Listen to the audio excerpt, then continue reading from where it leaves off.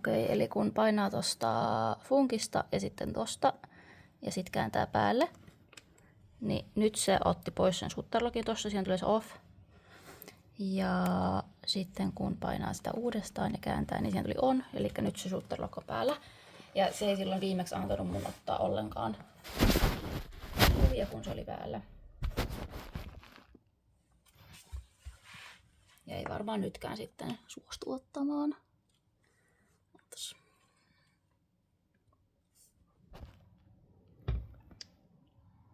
Nyt se on päällä ainakin, että sen pitäisi ottaa.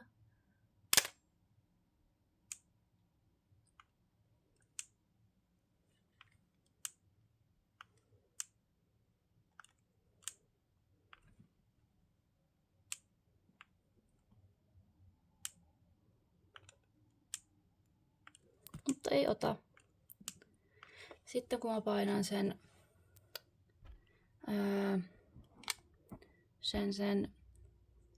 otan sen shutterlockin pois. Noin, nyt siinä off. Niin nytten pitäisi sitten ihan onnistua.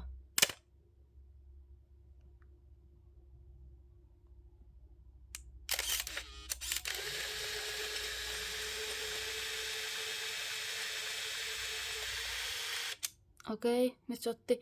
Vähän ihmettelen sitä, että se nytten, mulla oli siis 16 kuvaa otettuna.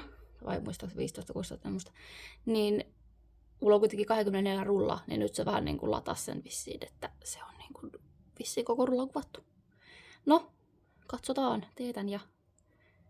Vai onko tässä sitten joku juttu, että se on kuvannut, mutta mä en ole vaan tajunnut. Mutta se on kyllä näyttänyt koko ajan 16, että ei se ainakaan sitten niin kuin, sitten niin kuin päivittänyt. No mutta en tiedä, katsotaan.